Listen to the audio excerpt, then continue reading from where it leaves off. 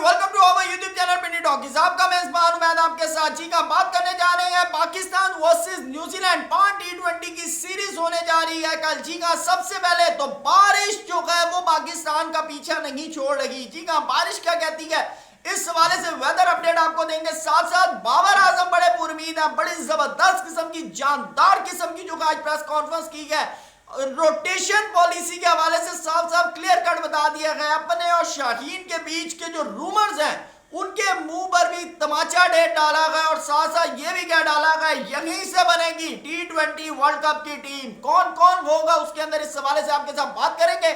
साथ साथ आपके साथ बात करेंगे मोहम्मद हफीज कहते हैं ऊंची दुकान तो फीके पकवान। जी का पाकिस्तानी टीम को सलाम करते हुए कहते हैं ये जितने बड़े बड़े नाम हैं इनकी कारकर्दगी बिल्कुल जीरो है। दूसरी तरफ रमीज राजा कहते हैं रोटेशन पॉलिसी नहीं होनी चाहिए, ओपनिंग से बाबर और रिजवान से होनी चाहिए।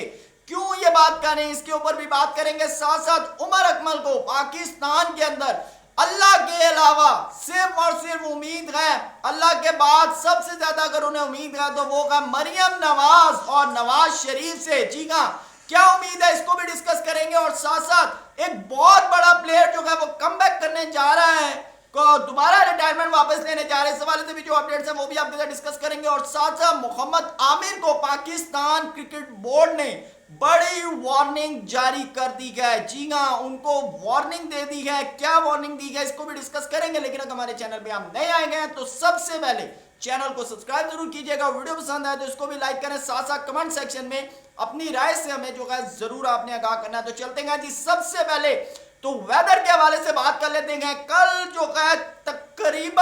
जो है तकरीबन 2 बजे से लेकर शाम तक जो है शाम 5-6 बजे तक जो है मतला जो है वो अवर अलूद यानी कि बादल आपको नजर आएंगे। लेकिन उसके अलावा आपको बताता चलूं कि कल दिन से 2 बजे से जो है वो बारिश शुरू होगी जो कि 4 बजे तक कंटिन्यूसली 30 से 40% बारिश है। इसको तो यही कहा जाता है कि बारिश शायद हो या ना हो। लेकिन आपको बताता चलूं कि 7 बजे से लेके रात 12 बजे तक तो कंटिन्यूसली जो है वो भी 30 से 40% बारिश है। तो प्रोग्राम के बारे में तो अब पता नहीं बढ़ा है कि नहीं बढ़ा।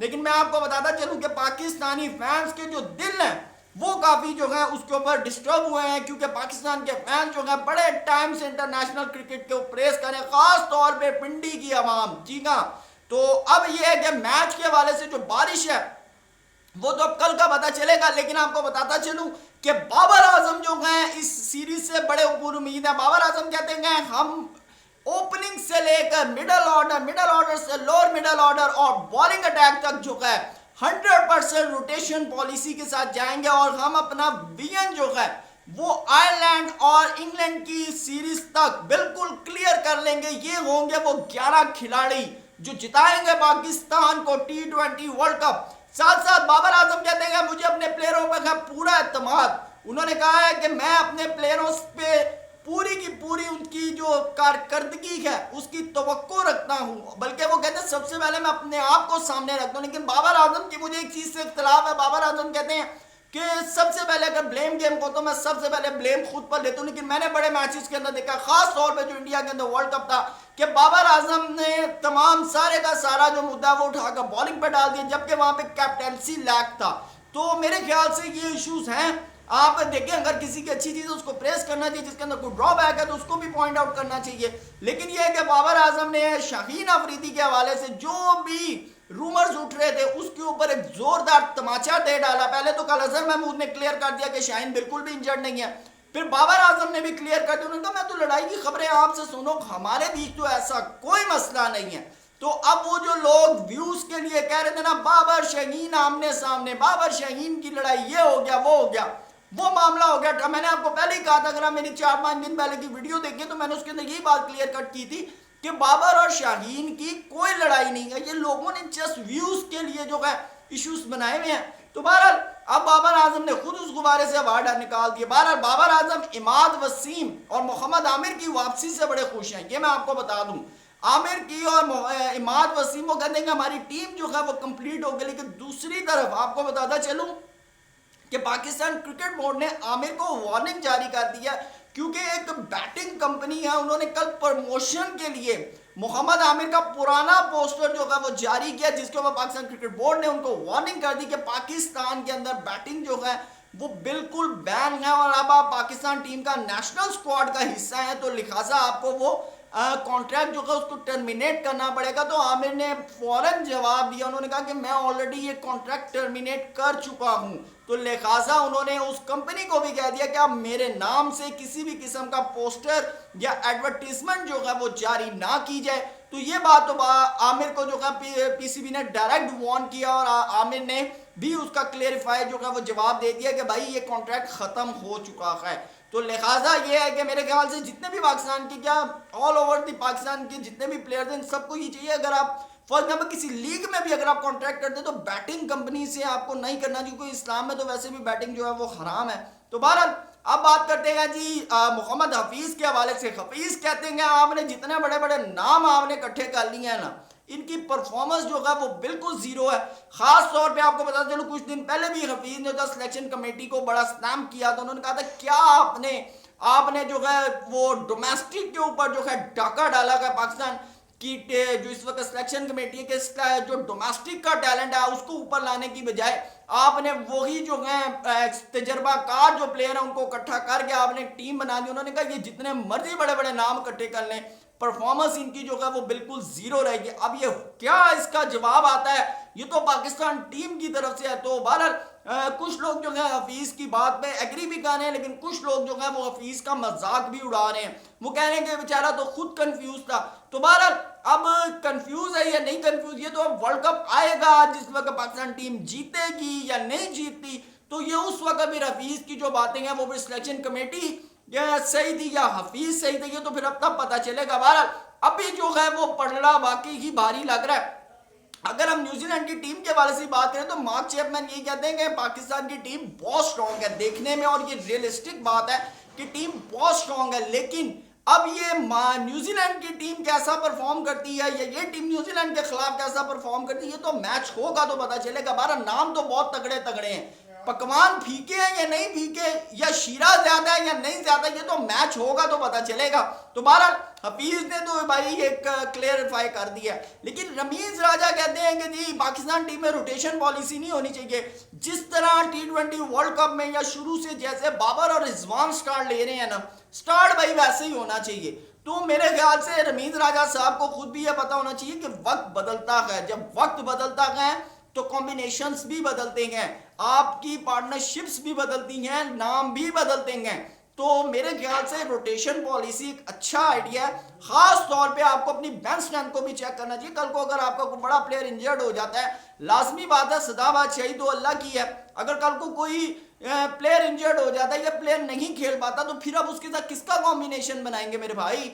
आप अगर बाबर और रिजवान को देखना चाह रहे हैं या आप जस्ट यही चाहते हैं कि भाई पाकिस्तान टीम की ओपनिंग यही करे, तो अगले 20 साल 30 साल के बाद भी आप एक वीडियो घर में जो है वो लगा लें एलसीडी पे, आप जब भी पाकिस्तान का किसी के साथ भी मैच हो तो आप सिर्फ वो वीडियो देखा करें जहां पर बाबर और रिजवान ओपनिंग कर रहे, क्योंकि बाबर ने तो खुद ये बात कह दी है कि मैं नहीं होऊंगा तो कल को कोई और आएगा, हमारा मकसद सिर्फ और सिर्फ पाकिस्तान का नाम ऊंचा करना है। तो कोई भी हो वो खेलता सिर्फ पाकिस्तान के लिए, अपने लिए नहीं खेलता। तो मेरे ख्याल से रमीज राजा साहब को भी इसके ऊपर कान धर लेने चाहिए थोड़े से। बहरहाल उमर अकमल के हवाले से जी बात करते हैं। उमर अकमल बड़ा डिसअपॉइंटेड है पाकिस्तान टीम के हवाले से। वो कहते हैं कि अल्लाह के बाद अब मेरा जो आसरा है वो सिर्फ और सिर्फ मरियम नवाज शरीफ और नवाज शरीफ है। जी हाँ, उन्होंने क्लेरिफाई ये बात कर दी है। उन्होंने कहा जब जब मुझे मुश्किल पड़ी है इन्होंने मेरा साथ दिया है, तो उन्होंने कहा मुझे अगर मौका मिलेगा तो मैं इंशाल्लाह पाकिस्तान टीम के लिए अच्छे रिकॉर्ड जो है वो बनाऊंगा। उन्होंने कहा पाकिस्तान क्रिकेट बोर्ड के अंदर कुछ ऐसे नाम बैठे हुए हैं जो नहीं चाहते उमर अकमल की वापसी, क्योंकि उन्हें पता है कि उमर अकमल आएगा तो परफॉर्म कर पाएगा। तो मेरे ख्याल से उमर भाई, अहमद शहजाद का भी यही हाल है। हमने उसको दिसंबर में ग्रीन शर्ट बना के ना उसको कहा दोबारा लपेट के पेटी में डाल दे, ठीक है ना, तो हमने तो उसको फिर भी सिलेक्ट नहीं किया। तो मेरे ख्याल से आप जो सोच रहे हैं वो बिल्कुल सही सोच रहे हैं, लेकिन बात यह है कि यहाँ पर सारी फिल्म मोहसिन नकवी साहब की है। वो आपने राणा सनाउल्लाह साहब की बात सुनी है ना कि मोहसिन नकवी चाहते तो वजीर आजम भी बन जाते हैं, तो उनकी मेहरबानी है कि वो वजारत दाखिला बने। तो मेरे ख्याल से आपको नवाज शरीफ और मरियम नवाज की जगह ना मोहसिन नकवी साहब की रिक्वेस्ट ज़्यादा करनी चाहिए थी, शायद वहां पर कुछ बर्फ पिघल जाए तो आपका भी भला हो जाए, लेकिन मेरे ख्याल से मुझे ऐसा लग नहीं रहा। तो लिहाजा आपने परफॉर्म किया सब चीज़ें, यहाँ पे और बड़े बड़े परफॉर्मर बैठे हैं, फीस बेचारा यही तो रो रहा है। तो बहरहाल देखते हैं आपकी किस्मत का सितारा कब चमकता है। वैसे मैं आपको बताऊं, आप शादी में भी गए हुए थे, वहीं रजाक को कहते भाई मेरा भी नाम लै देंगे, ठीक है ना, जिससे तुसी 22 लड़के 17 लड़के सिलेक्ट किए ना, 18वां मैनू भी कर लेंगे। तो बहरहाल ये तो वक्त आएगा तो पता चलेगा। लेकिन आपको इस साथ एक खबर देते चले जी, जैसा कि पाकिस्तान टीम में रिटायरमेंट डे वापस लेने का सिलसिला शुरू हुआ है, तो रोमन पॉवल वेस्ट इंडीज के जो प्लेयर हैं वो कहते हैं कि सुनील नारायण से मैं बड़े जो है उनसे रिक्वेस्ट करता हूं कि रिटायरमेंट वापस लें, T20 वर्ल्ड कप खेले वेस्ट इंडीज की तरफ। उन्होंने कहा कैरन पोलार्ड और डीजे ब्रावो से भी कांटेक्ट कर चुका हूं और उनको कहा है कि रोमन पॉवल ने कहा है कि सुनील नारायण को इनकरेज करें वेस्ट इंडीज के लिए T20 वर्ल्ड कप खेलने के लिए, उनको राजी करें। जबकि उन्होंने कहा कि मैं बकायदा तौर पर सुनील नारायण के साथ कांटेक्ट करूं, लेकिन सुनील नारायण मेरी एक नहीं सुन रहे। तो उन्होंने कहा कि काइंडली मेरी जो है वो सुने और वेस्ट इंडीज के लिए जो है वो T20 का वर्ल्ड कप के लिए अब देखते हैं कि क्या वो वापसी लेते हैं या नहीं लेते, तो वक्त आएगा तो पता चलेगा। 12 जी प्लेइंग 11 के हवाले से कल की जो प्लेइंग 11 है उस हवाले से डिस्कस कर लेते हैं। पाकिस्तान वर्सेस न्यूजीलैंड, बाबर आजम जी कैप्टन, आपको पता साइम अयूब और बाबर आजम कल देने वाले क्या सरप्राइज पाकिस्तान के फैंस को, क्योंकि बाबर आजम से जब पूछा गया कि आप कल ओपनिंग करेंगे तो उन्होंने कहा कल नहीं सरप्राइज है। तो अब सरप्राइज तो यही हो सकता है, अब ये तो नहीं हो सकता कि आप आमिर जमाल और आजम खान से ओपनिंग करवा लें। तो सरप्राइज तो बाबर के फैंस के लिए तो ये है कि बाबर ओपनिंग करे। तो बाबर और साइम अयूब आपको ओपनिंग करते हुए नजर आएंगे। मोहम्मद रिजवान विकेट कीपर, उस्मान खान और फखर जमान में से मैं आपको बताता चलूं जो ज्यादा चांसेस हैं वो उस्मान खान के हैं, ये मैं आपको क्लेरिफाई कर दूं, क्योंकि जो आज मीटिंग हुई है ना मोहसिन नकवी साहब की, और उसके अंदर यही बाबर को चीजें बताई कि बाबर रोटेशन में आपको भी बैठाया जा सकता है, तो प्लीज माइंड नहीं करना। तो मेरे ख्याल से बाबर आजम नहीं करेंगे, मोहसिन नकवी साहब के सामने कौन माइंड करता है। बहरहाल भी शादाब खान है, इफ्तिखार अहमद है, इमाद वसीम, उसके बाद आपको बताते चलूं अब्बास अफरीदी, और एक तरफ जो नाम आ रहा है दूसरा वो आ रहा है इरफान खान नियाजी। क्योंकि जिस तरह यंग टैलेंट की बात हो रही है तो मेरे ख्याल से मुझे लगता है कि अब्बास अफरीदी को जो है वो ज्यादा प्रेफर किया जा सकता है, लेकिन हो सकता है कि जो है इरफान खान नियाजी को भी चांस दिया जाए। बहरहाल शाहीन अफरीदी, नसीम शाह और मोहम्मद आमिर ये कल होने जा रही है प्लेइंग 11। तो जो दो चेंजेस हैं वो या तो फखर जमान उस्मान खान है या बास अफरीदी इरफान खान नियाजी, इसके अलावा और कोई चेंजेस सामने नहीं आ सकती। बारह जी वीडियो पसंद है तो लाइक जरूर कीजिएगा। Thank you so much, Allah Hafiz.